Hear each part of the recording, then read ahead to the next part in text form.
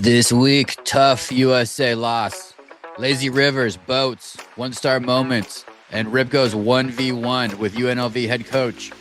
Returning, one-star guest, Josh Pastner. That's right. It's a Vegas episode this week with the UNLV Running Rebels, and there's no better place to grab Sin City gear than our partner, Homage.com. I'm talking Vegas tees, Fernando Mendoza soft tees, iconic Raiders hoodies, and starter jackets. It's all available at Homage.com. The city that really never sleeps. Go get that gear at Homage and be sure to click the link in our show notes to help support your favorite podcast, One Star Recruits. This is Josh Pastner, the head coach of the UNLV Running Rebels, and so excited to be on with One Star Recruits. Yo, aloha, checking in, 195 in the laundry room. Happy 250th birthday, America. Happy birthday to you, you beautiful biatch. It's been a good run.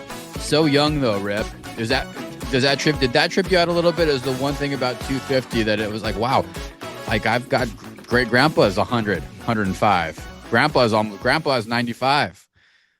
This is a young country. Did you feel that? Shit, it feels like I graduated high school like 75 years ago. So basically when the Declaration was signed. It's like that's like a quarter of the way back already. 250 though. Amazing. Happy birthday. What else? Q3 to all those salespeople slanging tickets. Pack the Mac right now. Rip in Vegas, right? Remember to get those taxes in for Q3 coming down the pipe. All those season tickets that they're selling. I assume that you had a wonderful fourth, Rip. I saw you were probably in the mix down in Newport Beach, right down from your house, doing the teen takeover, just causing a ruckus. I'm glad to see you're safe and sound tonight. I was in my living room, and thanks to loyal listener Paul Wall in Burlingame, I got an alert. I got a text alert that the men's hot dog eating contest is about to start. So I rushed to the TV. Took me about 45 seconds. I turned that thing on and found it right about 60 seconds before Joey Chestnut down 67 hot dogs in 10 minutes. 1-star bump, DK. It's like taxes and death and Joey Chestnut winning the Nathan's contest. I alerted you. I immediately pinged that text over to you. Did you watch it? Yeah, so that hit Paul you to me, and that activated me because I wasn't going to turn it on because they hide it a little bit there on ESPN too. You gotta dig for it a little bit. You got me. I turned it on. Kimmy was grossed out and impressed. Reminded her that he's a 1-star alumni, of course. Always have to do that whenever I see JC. And then the question was he going to hit a record or not, which was 72, I think. Didn't even really come close. But the moral of the story for Joey Chestnut, A, yes, Rip, he's a legend and a beast. B, the competition's not keeping up. Like, there's nobody filling the void. This is like Alcaraz and Sinner, and then the rest of the men's in tennis. There's just a huge gap in JC to the next competitor. Yeah, there were a couple guys keeping up with them about 3-4 minutes in, and just like a wiener dog race or a greyhound race at Phoenix Greyhound Park, like the best, the cream of the crop just pulls away at the end. He just found an extra gear, like as a legend should. He's done it a ton of times, and he just pulled away at the end and won by about 7 or 8 hot dogs. It's a sign. Summer's here. That's it. Joey Chestnut winning. 4th of July. Of course, NBA Summer League in Vegas are the major signs for me that say, oh, shit, we're in the midst of summer. Here we are. You know, if you're out there in Vegas at that 111, waiting to go get some In-N-Out burger, waiting for your Uber to come and just melting out there on the strip or out at the Mac, super hot. Of course, Rip. Of course. You got to connect with a basketball legend in the offseason. That's always a sign for me that we are in the summertime. You always seem to grab some sort of basketball folks because we do what we do on the 1-stars. It's the offseason. Guys are recruiting. Guys want to come hang out, especially when they can go 1v1 with my guy Rip here. And it was nice to have Coach back. Second year with the Running Rebels. UNLV programs going through changes. The UNLV heydays are still in my memory. I know you remember, Rip. You remember those Greg Anthony days? There were starter jackets with a couple teams that are locked into my brain. Duke, obviously, the Georgetown Hoyas, when that team was doing its thing, but not just logo, it would connected with a dude out in Tempe, Arizona. It connected, and this UNLV running Rebel squad, the logo, the starter jacket. Come on, Rip, you know what I'm talking about. You know that era. It feels like it's coming back. Yeah, I mean Larry Johnson, Stacey Augmon, Anderson Hunt, Elmore Spencer, I believe. I can almost name the entire starting five, and that was like over 30 years ago. We're talking about iconic teams, and it's a big job to bring it back to what it was. And we talk about on this interview with Josh Pastner. DK, you were on daddy daycare duty, so I went solo. I flew solo, but thankfully it was like talking to an old friend. This guy, we had him on 2 years ago when he was at Georgia Tech, like you mentioned, and same energy, same 5 a.m. wake up time. And you can guarantee that with a coach like Pastner, he's not going to get outworked. So he's on it. He's thinking of innovative ideas to get this thing back to what it was, to try to put butts in those seats in the Thomas and Mack Center. So we talked about it all, and he's at the top of his profession, but he's got a big job to do, and I don't think there's anyone better to do it than him. Phil the Mac. Literally, I know dude is putting his email out to the public.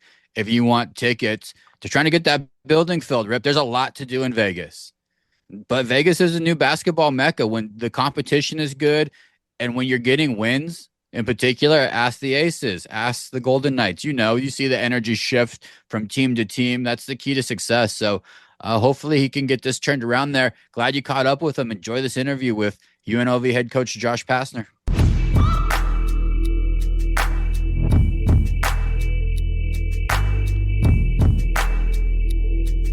Now joining the One Star Recruits podcast, we have a husband, a father, the second-year head men's basketball coach of the UNLV Running Rebels, and a guy who would live to be 120 years old if he could.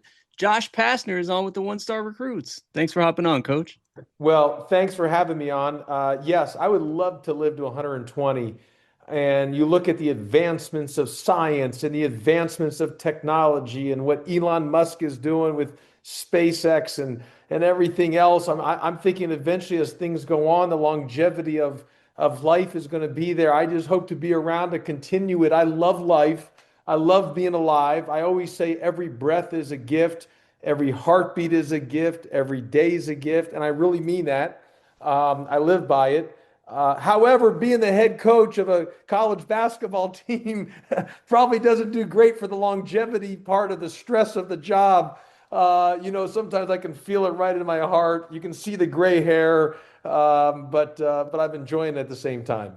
We're going to talk about that college basketball team for sure here. I wanted to get, because we know this is your second time on One Star Recruits. We talked about it the first time. There's no coffee, there's no alcohol, no carbonated drinks, no cursing, and no gambling in your life, which is the exact opposite of Las Vegas. What's your morning routine to stay so energetic and keep barreling toward that 120 years with a maximum amount of enthusiasm? Well, what I would say is, we've been working out every morning. Our team works out at 6 a.m. We get after it at 6 a.m. every morning. So our guys are there. But I'm an early morning guy. I haven't been a great sleeper in my lifetime, but I love getting up early. And what I love about the West Coast, especially here in Las Vegas, like I'm up early, like let's say I'm up at 4:30. The sun's, you can see light coming through the window.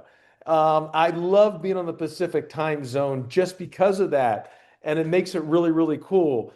And it's funny during the course of this year when they move the clocks forward, it gets dark so early here. And I don't like that. I love the sunshine. And so part of, again, the great thing, as I mentioned, being on the West Coast is you're up early and you can be on with the sunshine popping through your window. But I'm up really early, whatever it may be, 4:30. I go to the gym, I work out. I try to go 7 days a week. I've got to do something. I feel better, not only obviously physically, but also mentally. Part of my issue probably is when I do stress, it can come out. You can see it in my belly at times. I can feel it, and you can see it in my belly. But I also got to do a better job, eating better too at times. That's something that I got to be better about. I try to eat healthy, but I also get hungry and start eating a lot, and I've got to be better in some of those areas. But that all being said, I do love getting up. I love going to the gym early morning. I work out pretty intensely. I'm 48 years of age. I like to say I'm 48 years young. I get after it pretty good, whether it's in spinning class or whatever I do. If you see me swim, I'm a terrible swimmer. And I tell the lifeguard ahead of time, I'm not drowning. You don't need to save me. It might look like I'm drowning. I'm just that bad of a swimmer. But I don't like, for whatever reason, I don't really don't put my head underneath the water. So I'm doggy paddling the entire time. But it's a great workout. So whatever it may be, I try to get with great intensity and I enjoy hitting the gym really early in the morning. We see you running down the strip in a hoodie and 110 degrees out there. We know you. I actually do exercise in the heat. I don't always advise it, but I do like exercising in the heat. I'll run up the hills here because obviously you're in the desert. There are a lot of areas where you're going uphill with incline and elevation. I really like that kind of pushing yourself to a little bit of an extent of that. So I really do enjoy that. We know with the older we get, the harder we have to work. And you're in a really unique spot amongst NCAA head coaches right now because there's one city and one campus in the country that is about to get completely taken over by the NBA Summer League, and it's yours. It's the Thomas and Mack Center, it's the Pavilion. Everyone who is anyone in the NBA is there in July. How does your program get involved with Summer League, and do you encourage your players to soak in as much of that experience as possible? Yeah, I tell you, it's a huge deal for us this summer league. I obviously last year was my first year to be around it, and it was just, I mean, the who's who of basketball's here. Every agent imaginable, not only domestically but internationally.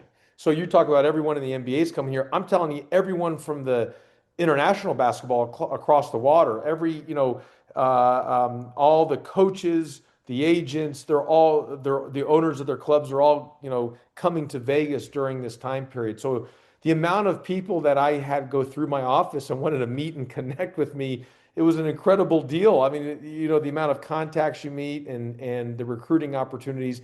And not only do we have the NBA Summer League coming next week in Las Vegas, or that's going to be with us. How about you got the EYBL basketball and all the different tournaments are happening here because it's the first July live recruiting period. So that's going to be hectic. And you had the Conor McGregor fight that weekend as well too in Vegas. So there is a lot going to be going on, and there's going to be a lack of hotel rooms if you haven't got one already for sure. But Vegas is a great spot. It's going to be hot. Obviously, the heat is what the heat is. It can be brutal. There's no doubt about it. But the great thing about here is Vegas is an awesome spot. At night, it cools down. In the morning, it's cool. It's just during that midday, you can feel the heat. It's hitting you. It's brutal on you. But it's Vegas is just an awesome spot to be at, and it's going to be a great place for over these next 2 weeks. And the NBA takes over our facility. I mean, I've had more people say, "Coach, can we get this with the facility?" I said, "Look, I have not. You have to call the NBA. They've rented our entire facility. They take over the entire facility. We have nothing to do with it." So I tell people, you want tickets, you want to use a facility, you want to use a conference room. Here's the person's number that deals with it in the NBA. You've got to go through them. We are out of pocket for about 2 weeks. LeBron might be in the house, maybe Magic Johnson. You actually mentioned in a comment last month suggesting that investors like those two guys could maybe buy the Running Rebels Hoops program. And of course, we've heard rumblings of private equity entering the college sports arena before. What would your vision for that be like in Vegas if someone actually invested and bought the program? Well, I've said this. Like, I get it. They're going to bring an NBA team here. I think it's going to be in the 29 season or whatever it may be, which, but to buy an NBA team, or it cost $1 billion. I mean, whatever, 1.2 billion, maybe 1.4 billion. I didn't say million. I said billion with a B, B as in boy. And so I've tried to tell people a lot of the thrill of owning a team. You can do the same thing with our team. You can own our basketball team. You can own your own team, and it costs you so much less. Let's just call it an even $10 million, what it will cost you. And it's still a tax write-off. You still get a tax write-off. And think about the money that you're saving, but you still can own the team. That's the bottom line. You can be involved in everything as much or as little as you want. That was my pitch to LeBron James and Rich Paul, to Magic Johnson, Now, anyone else that is trying to want to get an NBA team, I understand the allure and the and you know to be one of the NBA owners, I get it. But man, talk about savings of money. Just come be an owner and come be the owner of a college basketball team right here in UNLV, right here in Las Vegas. We don't need to hide it. It just is what it is. And so I've been trying to sell that to everybody that's coming in wanting to buy an NBA, put their bid in for the NBA team. I'm asking to put their bid in for the college team, the UNLV Running Rebels. I mean, there'd be something special about being the first one to have that kind of allure of a college team, and you got a neat couple weeks of networking ahead with the summer league, so you'll see a lot of those guys in person, I'm sure. Yeah, no, absolutely. I mean, there'll be a lot of people around with the NBA Summer League as we discussed earlier. So it'll give me a chance to really network, meet, and look. The reality of it is, in this climate, in college athletics and college sports, it is what it is. I mean, we can call it NIL, but it's really pay to play. I mean, you're paying guys to play. So to get a roster that you need to get, I mean, you've got to have the financial means to be able to do it. And I'm telling you, I've been everywhere you can imagine, like since I've gotten this job about fundraising. I mean, I have worn my fundraising hat a lot of times more than my coaching hat because you're trying to get out there. You need money to compete, to run the program, and that's a big responsibility as the head coach at UNLV. And then also you got to get people back into Thomas and Mack Arena, where we play our home games, and that's a big thing. And so you're going everywhere all across the city. Sometimes I think, man, I got to remember I'm the basketball coach too. I got to that's most important, but I'm trying to wear multiple hats on that. But that's part of the new climate today. That's where we're at. And you got to embrace it. You got to accept it. You got to be excited about it. You got to have enthusiasm about it. And that's just where we're at in today's game. It's a total 180 from where you even started at down in Memphis as a head coach. Let's talk about your roster. Year two in the UNLV program. You had some injuries last year. A bunch of guys left in the portal, which happens everywhere now. Only two returning players from last season. You have 12 guys on the roster right now, I believe. Is that finalized? Or are you still looking to add a shooter or a big before you wrap things up here? I believe you have a couple scholarship spots still open. Is that correct? Yeah, well, a couple things. One is we are going into our second year. You are right. We had injuries last year. Our starting point guard and our starting center, both guys before they ever played a game, hurt, injured their foot, and it was devastating. And and we struggled in that early part of November because we were just like we didn't plan on that, and it kind of and we had to kind of move things around, and we had to kind of get adjusted to who our new team was going to be, and moving different guys in different positions. We had planned on a system that was a certain way of system that we were going to play based on our starting point guard and center, two really good basketball players. And I tell people this all the time. We were able to manage and end up playing our best basketball the second part of the season and finish the season strong. Where you take off your point guard and your center of most teams around the country, you're going to absolutely cliff dive and nosedive down and down because it's hard to survive when you lose those two type of pieces when you're counting on those two positions. And so I was really proud of our team that we were able to find a way and get back on the right way, even with some of those devastating injuries that we had. So, and that being said, yes, we lost a lot of guys. A lot of guys came in, were undervalued, under the radar, and exceeded their opportunities in a sense. They took advantage of it, and their value just vastly increased through the roof. And I couldn't probably afford to keep them all, you know what I mean? And so, but I was happy for them. We did our job in a sense, and so we had to build a brand new team. Basically, we were able to keep Tyron Jones, which was a great keep for us, who's outstanding, and be able to keep Isaac Williamson, two really great players for us. So we're so excited about them both. Jalen Cunningham, who was a walk-on last year, will be back as well too, did a really nice job for us. So we've had to now go back in the portal, sign a bunch of new guys. We do have 12 players as of today. As of today, Tuesday, June the 30th. June the 30th, we have 12 current guys, which includes Jalen Cunningham, who's a walk on. We're allowed per NCAA rules at 15 roster spots. We have 14 available scholarships. So that means that out of that 12, we still have three scholarships available, and Jalen Cunningham will take that walk-on spot. That being said, one of the three is Alan Breed. We signed Alan Breed, who's a really good player, but he's in the process of trying to get eligible via a waiver of the NCAA. So if the waiver goes through, we're down to two scholarships available. I would still like to go get another player or two, yes, but a lot of the holdup is based on if we're going to get the waiver, cleared or not. We believe he has a great case; he deserves it, but we're just in a holding pattern until then. So when we find out, we'll either have two or three roster spots available to see what happens once we figure that out on we get word on what happens with the waiver. You still got some time to make some moves for sure. And I want to get into some fun stuff here now. I know you've been in Vegas for just over a year. We play a little game called How Las Vegas Are You, whatever city you're in. So I'm gonna ask you a few questions about the city. I know you're not in the casinos or anything like that, but maybe some different questions about the city and see how Las Vegas are you, Coach Josh Pastner here. You ready? I'm ready when you are.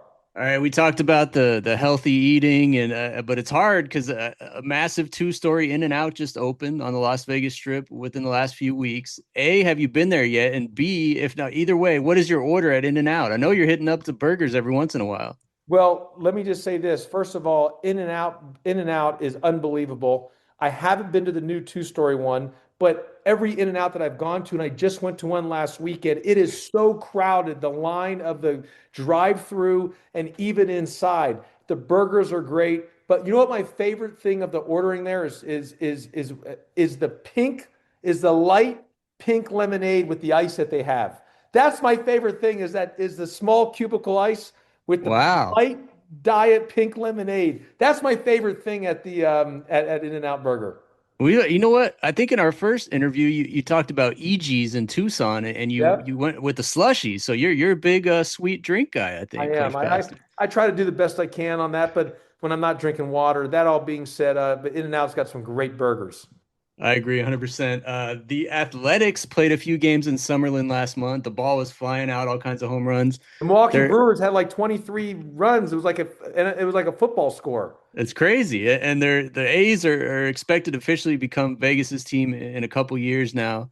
How many players on the current A's roster can you name, Coach? You get more than two? Can you get any? Are you a The baseball only guy? one I can name, and there's only one person I can name, and I was able to have spent time with him is John Fisher, the owner of the A's. So other than that, I don't know the players on the A's yet. I haven't followed it that closely, based on the fact that I'm so locked in on our current team. Even though I am a baseball fan, I'm excited for them to be here. I think it's going to be great. And you're right, they played at the Aviators, which is a minor league team here in Summerlin. And they played here and they played against the Brewers, and the Brewers had 23 runs against them. So, but yeah, I do know the owner, though, of the Oakland A's in the sense that, we've met. So, and have spent some good time with them. Knowing the owner trumps anything about any player, so we know that. And I One more did here. hear Billy Bean speak. I've met Billy Bean and I've heard him speak. They did the story Moneyball, who was back in the A's back in the day about the A's, and so I've spent some time with him and met him as well too. All right, you got some A's connections there. Let's talk about the Sphere. It's an incredible venue to see a concert at. It was to me it was the perfect addition to Vegas when it opened a handful. It's probably been like 6 or 7 years ago now. Who is the number one musical act that Josh Pastner would like to watch in the Sphere at some point? That everyone loves the Sphere. I have not been inside the Sphere yet. My wife and children have, and they loved it.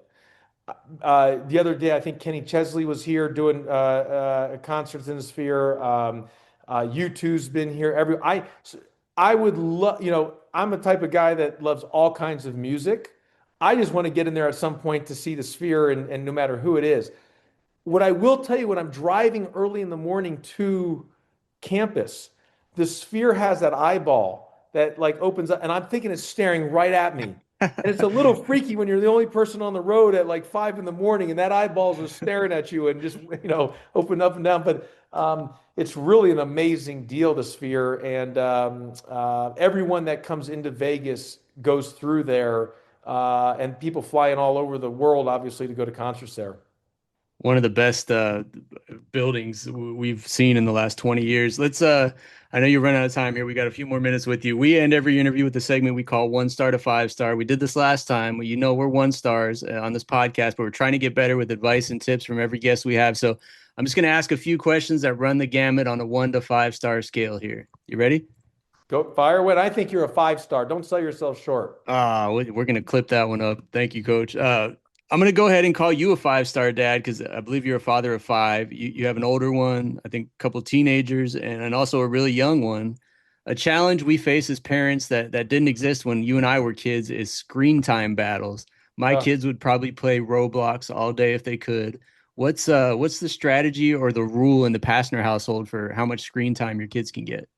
Early on, we were strict as can be. The later as we go, the more kids you have, you kind of get a little looser here and there. You are exactly right. Growing up, I couldn't even, I was outside all the time. I was playing football in the mud, playing basketball, riding my bikes.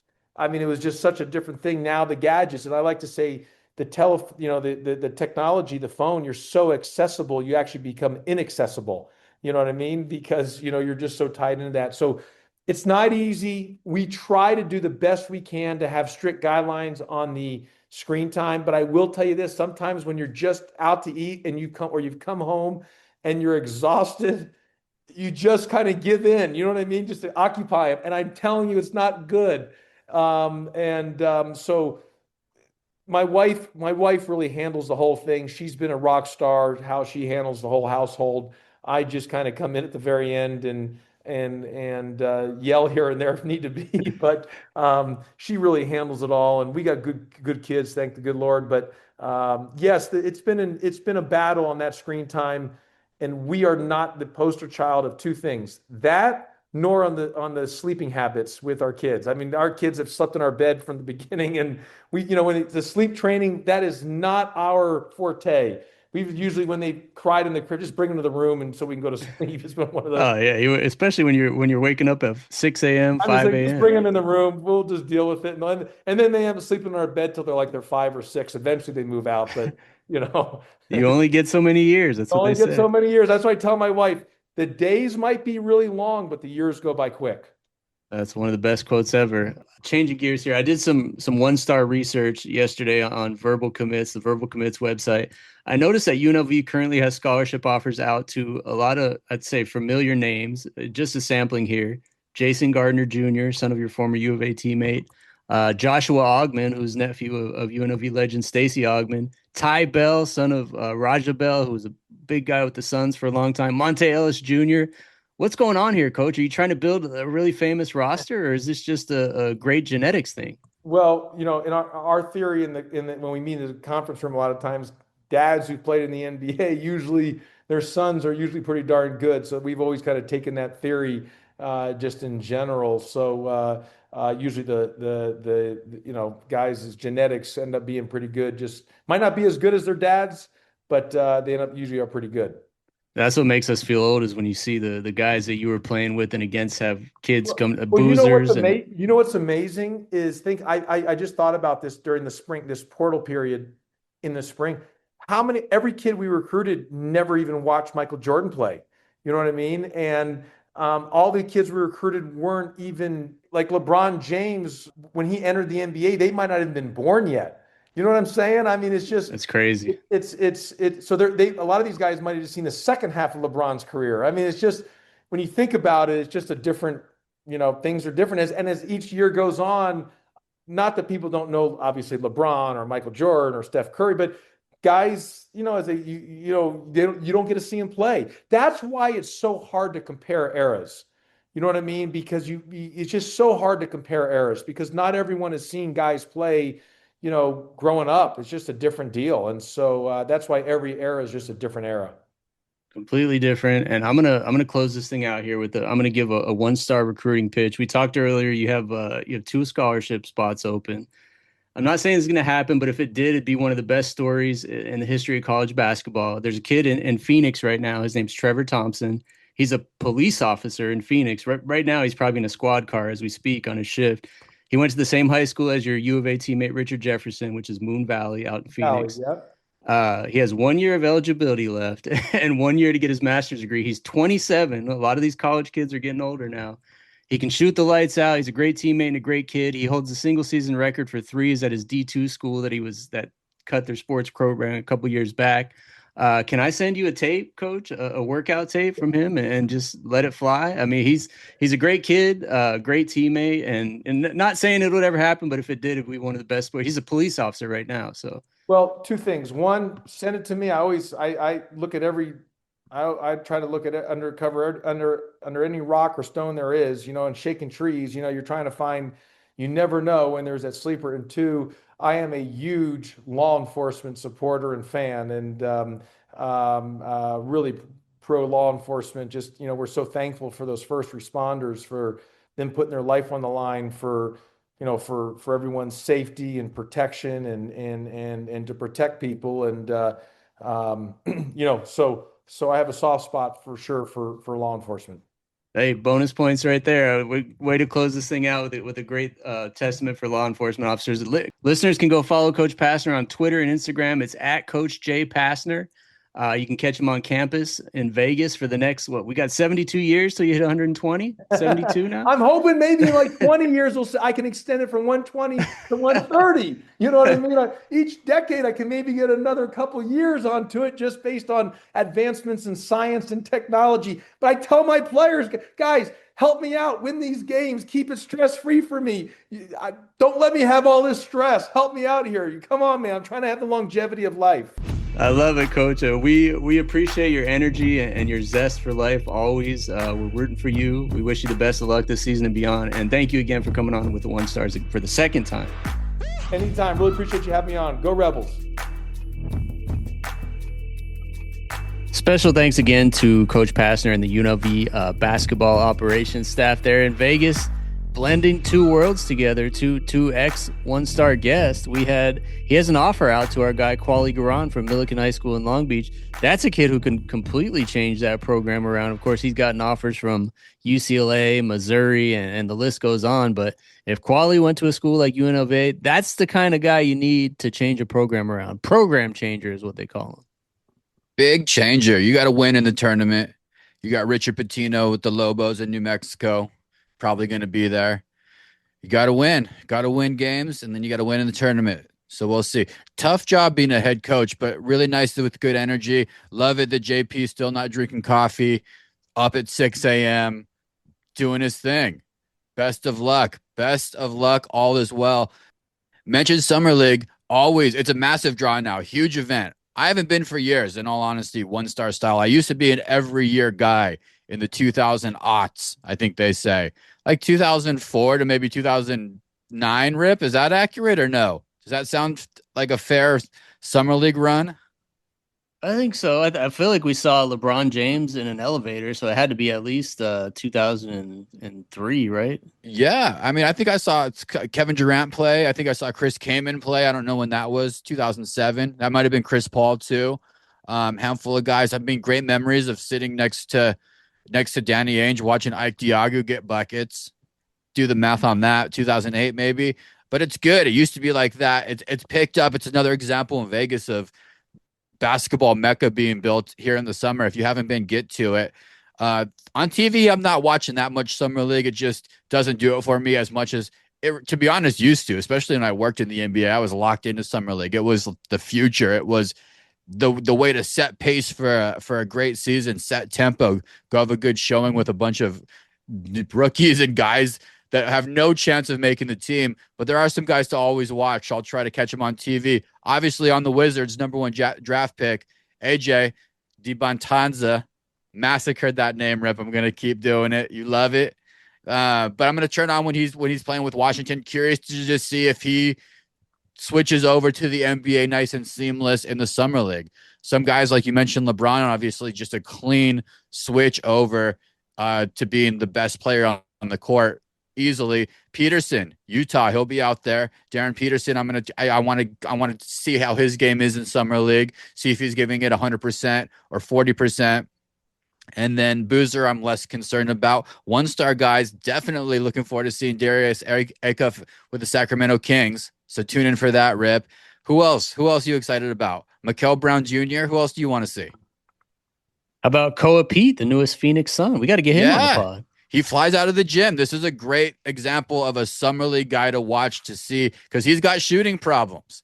So you would suspect the last 3 months he's been in Chandler or Paradise Valley or wherever he is, Tucson or in the foothills, Catalina foothills, working on his shot, hopefully. And you get to see it this year. Summer League, great event, Rip. I do miss it. I don't know. Is it something that you want to take your kids to? Has the bubble burst on Summer League? Should people say fuck it? It's just too big of an event now. I would love to take my kids. I think, and also like Vegas is now a pretty good city for kids. There's lots of activities. I think we could hit a couple games. They'd see some celebrities here and there. I think it'd be a great place to take kids. Summer vacation, maybe 2027 for me. Yeah, with the baseball team coming to town, you could do 2 or 3 sporting events, catch a show and get some good food, do some rides or whatever. So the way Vegas is trending a little bit lately too. Who else am I excited about? Maybe Carter Bryant might take that step in a Spurs jersey. He'll be out there, but it's fun. You're walking the hotels, you're seeing players come by. I saw Ben Simmons swagging out before he was a joke. Good times. 1 star stamp of approval, and another example of tons of activities to do in Vegas. Brought to you by the Las Vegas Chamber of Commerce. Head coach Josh Pastner, get your season tickets. God, we're giving it to him, Rep. Saturn News World Cup. Man, the runs over for the men's national team. It was a real stinker. It was the first 15 minutes were just a real stink, poo, yuck, yuck. Like, are these guys? Is this the city of Park County Championship? Is this the Trinity Catholic Services Church League? Like, what are these guys doing? And that shit, and it just kind of flowed and continued. The goalkeeper missing the ball. He's doing the same kick that Sung Yu Kim did on the Giants. He just hit the ground. Bam. Goal comes in. Ponytail can't block the ball. He's slipping on ice back there. Holy shit. Belgium? The waffle makers? Rip? What happened? And you texted me that you wanted Belgium to win. You did this, dude. You cursed. I think it's the Trump curse. I mean, everything that guy touches, like it's like a parent who gets involved and meddles in their kids' lives too much. It was unnecessary. We could have gone in that game without Balogun, who by the way probably wouldn't even have made Belgium's team or England's team. I think DK, it's just soccer is so new in this country. When you look at those European teams like Belgium and France and England, they've been playing soccer for hundreds of thousands of years in those countries. I mean, the soccer is in its infancy in this country. So I think this tournament was a success, despite the terrible loss and the follies that happened in the loss to Belgium in the knockout round. This is only, I believe, the second or third time that the U.S. has even made the knockout round. So I think you have to look at it as a success and the fact that this game is growing in this country and we'll be better in 4 years for it. But it was a good tournament for us, and I think that if Trump wouldn't have gotten involved, it could have been better. But for me, the biggest thing is I don't have to pretend that I like soccer for the next 4 years. So I've watched probably 60 to 80 hours of soccer in the last 7 to 10 days, which is maniacal. Why don't you pick out a Premier League team? You're a I can't sports do guy. it. There's no way I'm gonna wake up at odd hours to watch those. I'm not gonna get But involved you don't have with to an do that Arsenal anymore. You can pub watch or you can watch clips now. You can maintain. I feel like that's a cop out a little bit. Can maybe you can dig into an MLS team and just get a jersey, subscribe to their app, rip, participate. Here's the deal. From the outside looking in, the sport is still fairly boring. There's a lot of flopping. If you look at the One Star Twitter account tonight, July 2026, you'll see I put my idea out there for all the soccer coaches throughout the world.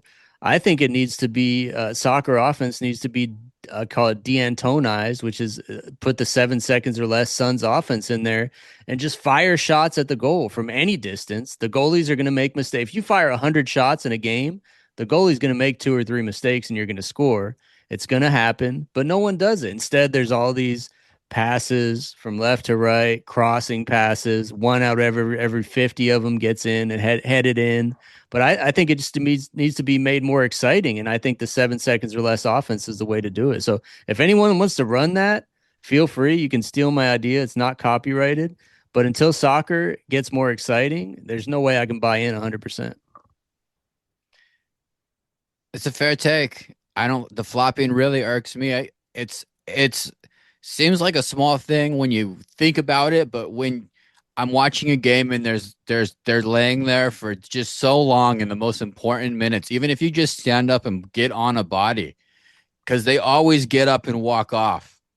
They always pop back up and it's a free flow. It's never like a torn ACL. I mean, maybe it is. I'm not an expert here. And I should speak my own thing. I think I'm going to take on the Timbers here, Rip. Okay? I'm going to go ahead and put it out there, 1-star style. I'm going to take on these Timbers. I'm going to start doing a weekly report on the program here. So I'm going to get a jersey and I'm going to go to some games and I'm going to participate. I'm going to go to a local beer hall and I'm going to learn the local Timber chant. I'm going to participate, man. A normal American wait 52 days until college football kicks off and not just keep it going with into the future so your kids can perhaps celebrate a World Cup. If they would have gone to the quarterfinals and then maybe to the semis, Rip, this whole country is coming together in a way we have not seen since 9/11. What Really? now, though? Now that the U.S. is out, what now? It's over. No, who cares? It's done. The fun's over. Now it's just the weird. It might as well be in Qatar again. That's why we got to keep it going with a localized team, so the kids continue to think this is a good sport to play, so we don't get beat by Belgium. The Belgian body types look like Montana body types. We got the best athletes in the world. I don't love the Seattle Stadium in the afternoon with the sunlight like that either. I felt like that was a little bit of a curse. Tough go, man. I'm watching the Wimbledon. Give me some. I'm gonna get my Taylor Fritz on, take my ball and go home. But I'm gonna lock in a little bit closer to the soccer team here because I do think that it's a really good sport and I want to learn more and I want to participate in the soccer community because I'm sick of being pussies, 1-stars of the soccer world. We don't have to be. We don't have to be. There's enough to go around for everybody. There's enough NFL, NBA, soccer and tennis. Those are the two biggest holes. Those are black holes for the United States. You got to throw some money at it. You got to get the kids fired up. Those are the two things, Rib. I don't know why your kids aren't playing tennis yet, by the way. It's got to start now. You might have a pro on your hands. Have you at least had them swing rackets? Do you know if you have talent on your hands on the tennis court? Yeah, my youngest one's got a pretty good forehand. I can get him started in that. Maybe send him to a tennis camp. Maybe Throw have him some watch gas it. on that fire, Rip, for America. 250. It's the birthday. We gotta keep it going. We can't keep getting whooped by the rest of the damn world. That was such a stinker not to show up, though, man. So disappointed. Just very disappointed. Who are you going for the rest of the way? Who you got? I'm Argentina all the way, back to back. I'm going for it. Who you They've going for had the an rest of the way? easy road so far. They lucked out. I think Spain's the squad.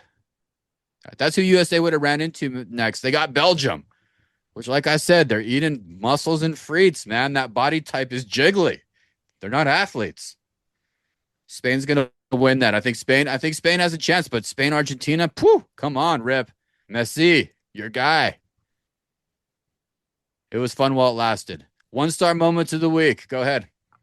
Well, we've been speaking of President Donald Trump, we've been barred by his FCC from talking about our weight for the remainder of 2026, unfortunately. But I do have to point out that my kids are doing a cooking camp this week. Shout out to Chef Tech Cooking School on Atlantic Avenue in Long Beach. Great cooking school for adults and kids. Great idea, by the way, parents. I like that. That's fun. We might have lost out on the referee idea, but I still got the chef dream going. The theme of the week at that camp this week is desserts. And my 1-star moment of the week, right here when I'm trying to lose a few pounds, I got the kids bringing home 4 desserts a week. We're talking lava cake, strawberry shortcake, eclairs, bread pudding, Boston cream pies. We got 5 days of this camp, 4 desserts a week, like gourmet stuff. It's amazing. and you have to clean out the tray that they bring it in every night, which means you have to eat all the stuff each night. So there's no way I'm losing any weight this week. This will be the last time I mention my weight for the rest of the year. Like I said, we've been barred by the FCC from talking about this, but one star moment of the week, it just happened to fall in this cooking camp week where the theme is desserts. I can't escape it. The price of creative good parenting right there. Comes with some grub. Yeah, nice. That's a good one, dude. Because that one pays dividends for you on the back end of immediate treats, but then also hopefully participation in the kitchen. If you can get your teenagers and preteens grabbing a meal, 2 or 3 meals during the week, holy shit, that'd be so nice. Take over the spaghetti duties. Maybe somebody can get on breakfast. If you have one kid that does breakfast, Rip, that's the key. Which one? Your younger or your older one? If they had to hold on to breakfast, who you putting your money on? Older one for sure. He's in it. He asked for a food processor for his birthday, so he's got the bug, and I think he might be going places with the chef in. He's loved Hopefully, it since he was 2 years old, coming over to my house down in Southern California, sitting at my island, telling me he loved to cook stuff. Dude's always had a passion.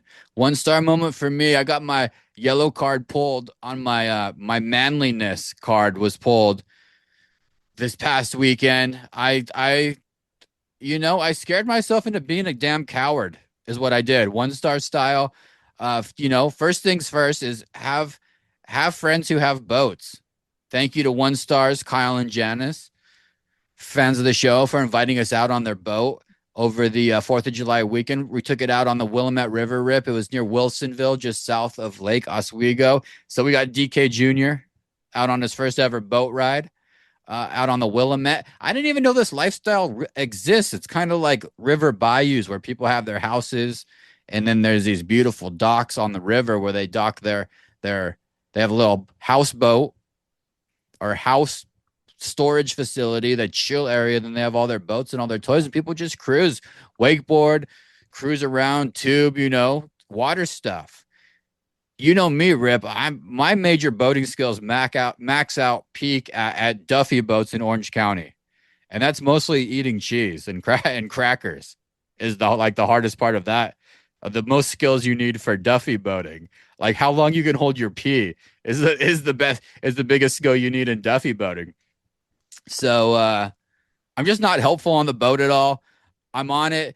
I'm a passenger princess. Janice takes the baby. She loves DK Jr., so she's got the baby. So I'm like, I got some free time. So I get in the water a couple times. And the question I was asking myself throughout the whole process of this boating extravaganza was I going to try to do wakeboarding? I've thought about this many times in my life. I don't know. Are you a wakeboarder or a water skier? tried it, didn't ever do it again.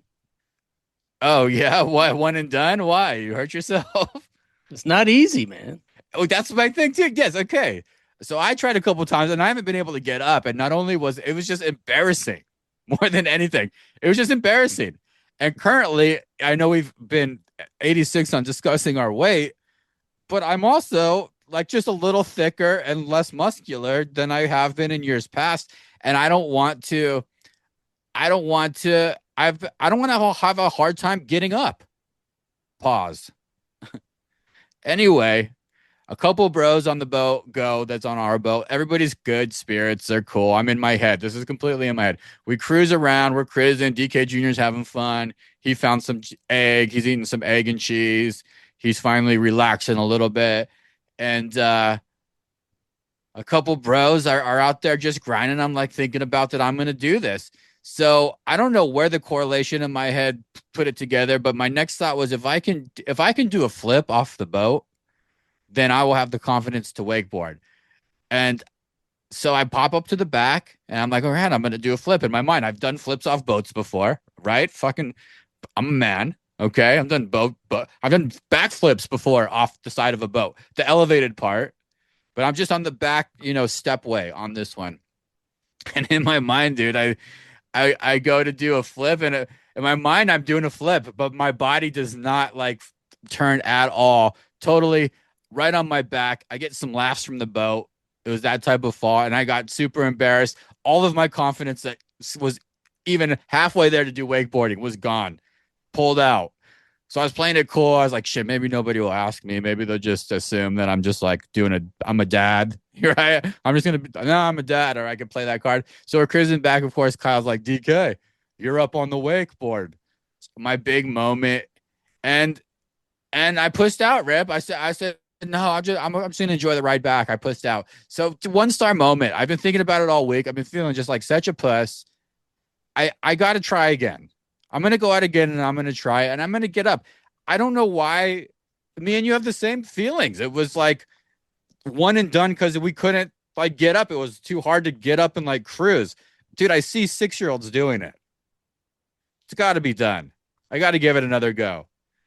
So let me know. I mean, it shouldn't be on my top 3 like bucket list things to do with my life, but it's just been irking me all weekend. So I'm gonna give it another go. I will keep everybody posted. Friends with boats, they're the best. You have friends with boats, Rip? Your upper middle class friends down there? Your snooty friends? Not really like wakeboarding boats, no. And I think it's the kind of thing you have to either grow up doing or you have to like take lessons or actually practice it. You can't just like go in your 40s on a random Saturday God, I and really try to want to. wakeboard. I feel like it's like what's the sport in the Winter Olympics where you throw the puck in the circle? Curling. Cribbage, curling. I feel like curling's right there too, but it's not. You're right. You got to do the test. God, confidence. I'm working on it, Rip. Got some pictures back, shirt off at the river, man. I know we're 86 from it, but sweet Lord Jesus. We're going to party when you're up in Portland, though. My wreck of the week, I'm going to bring you to, in fact, when you're here in Portland. It's super, super, super localized. So turn off the podcast if you're in Bozeman, Montana, or Cape Cod. Doesn't matter to you. But if you're going to ever cruise through the PDX, I don't do this often because I'm pretty particular with burgers. I'm an In-N-Out guy, probably if I had a gun to my head. So you just know my burger style. I'm not like a particular bar burger or specific restaurant in New York City type of dude. But I found a top 5 burger of my entire life.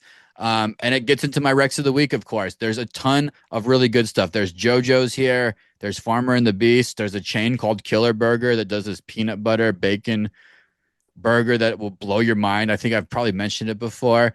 But if you land in PDX, you're coming through Portland and you need one spot. There's a place at the back of the brewery in the southeast neighborhood. It's called Champs, like the old sporting store at the mall where we used to get jerseys, Rip. Joe Smith Warriors jerseys, the white one. Come on, I know you looked up at that one and wanted it really bad. It's called Champs. So just if you remember anything from this podcast about Dana being in Portland, remember one that I do a latte tour on Tuesdays and Thursdays. If you're in town, come join me. We'll get a latte. I'll show you what's up. 2, Champs Burgers. It's a smash burger. A lot of people are hating on smash burgers. They're starting to get a lot of hate, as they should, because they've went from like becoming, I don't know, they took over. They just took over the food empire of people liking them. When I think like 3 years ago, nobody fucking liked smash burgers. They were burnt burgers 3 years ago. Now they're a big thing. This one melts in your mouth, though, on a whole nother level. Smash burger, meats, cheese, onion, mustard. That's it. They do it simple. And that's my spot, man. If you're an accoutrement person, if you like all the accoutrements, the lettuce and the tomato and all that good stuff, go elsewhere. Proceed elsewhere. Okay. If you're a true head, though, Champs, it's your spot. It's connected to a brewery, too, so you can always do that. But this is why I'm fat. This is why I'm fat. I know we shouldn't talk about it. This is why I'm fat. I'm going to take you here, though, Rip. You're going to fucking love it. Whoa, wait, I'm coming up for DK Jr.'s birthday. Does he approve of this place? Yeah, Can we he took eat him there. Can he eat some fries or something? He ate some bun and some goldfish there. He was having a good time. He was trying to eat rocks. It's legit. Okay, I'm in. My wreck of the week, a little bit of repeat, but this was not pre-planned. But on the heels of that Josh Pastner interview, and I know you already kind of talked about this a little bit. It's just NBA Summer League again. I'm going to give some details here. It's July 9th to 19th. So this pod is out on the 8th, Wednesday. The NBA Summer League starts on the 9th. And it's not necessarily going to the Summer League. If you have a chance to, I think everyone should. I think we sat next to, what was it, Cotton Fitzsimmons and Stanley Roberts or something, and like the next row up. Adam Keefe. I sat there's all kinds of D-list NBA celebrities like sitting right down the aisle from you. The games are held at the Thomas and Mack Center on the UNLV campus, and also the Pavilion. It's gotten so big they opened it up to a place called the Pavilion on the UNLV campus, which I believe is the practice facility. All 30 NBA teams are now represented across 76 games from July 9th to 19th. You can catch probably every single game on NBA TV or ESPN 7 or 8. But NBA Summer League, I mean, there's some good players in the draft this year. Even from last year, I saw Kaman Malawach from the Suns. DK is on the roster.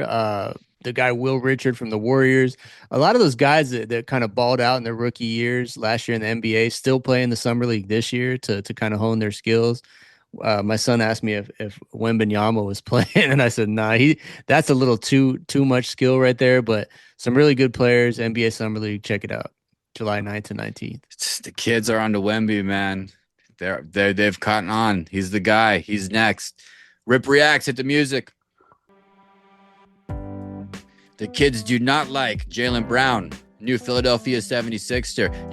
Your born state, Rip. Philadelphia, your original team, your original passion in sports, the 76ers. Jaylen Brown, Joel Embiid, Tyrese Maxey, VJ Edgecombe.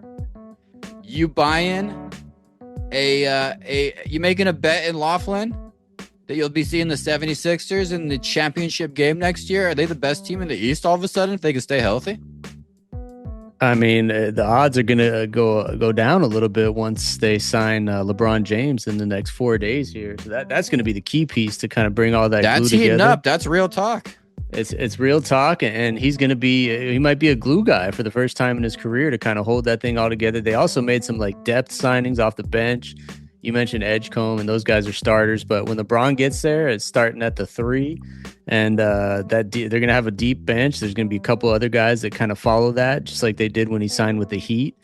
I think they're going to be up there. That's going to be a team to beat. So I think the odds might be too steep for me in Laughlin when LeBron signs. Too steep, Rip? You're not buying in after all that hype? And the truth be told, by the time you get to Laughlin and get the party started, it'll probably be Kelly Oubre and driving that ship, running point for that squad. Injuries, they got to stay healthy, man. DeMar DeRozan just got released by the Sacramento Kings. OG vet. The one spot he said he's not going is the Los Angeles Lakers. DeMar DeRozan, where'd you see him landing? He just perfect segue because he might be one of those guys that signs on like a very veterans minimum, or what did you call it, a mid-level exception to be with a team like the Sixers and play with LeBron and Embiid and all those guys. I mean, he could be a key piece off the bench. He's in his Roger Clemens era right now. Yeah, plug him into a team that needs to make a run. Probably Miami's always there with DeRozan. That makes sense in my head. I could see him doing a Golden State run, perhaps. I mean, come on, Rip. Toronto, just do it. Just run it back. A reunion with Kawhi. Come on. I thought about Toronto. Like that. I think everyone's going to Philly, though. Throw in Kevin Love. That whole Cleveland reunion should go there. Kevin Love, J.R. Smith, sign them all. Richard Jefferson. Kevin Hart, throw him in. Maybe DeRozan ends up leaving with the Knicks even. I'm just trying to picture him in jerseys right now, trying to get a look into the future. He's an OG though, but yeah, nothing to speak of too much. Good for him on getting out of Sacramento and letting that thing go to the youngsters. Last one, Rip. Former college basketball player Kirk Kriza. This is kind of interesting. I reported on him with the One Stars at the Maui Invitational in 2021, maybe 2022. When he was with the University of Arizona. I actually thought this dude was going to be really good. I thought he might have been the next good white basketball player, to be honest with you for a second. There's a picture in my phone of him because I wanted to say, oh, this guy might be good. Well, turns out he was just frauding people, bro. Arrested on charges of frauding people out of $2.2 million over 4 years, all over the place. West Virginia, Kentucky, Cincinnati. He faked identities. He represented himself falsely as a cancer victim, as his mom was sick, with multiple victims to trick these folks into sending him hundreds of thousands of dollars at a time. This guy, while he was hooping. So, Rip, is this shocking behavior, or is this just accepted weirdness because people are trying to get money nowadays? It's shocking to me. Was that story real about him being named after Steve Kerr for some reason? There's a There whole was all story. of that. Is that a fake story too? Did you see any signs of him being a It fraud? feels like he's a government plant or something. This seems like a fucking Netflix show. Like what?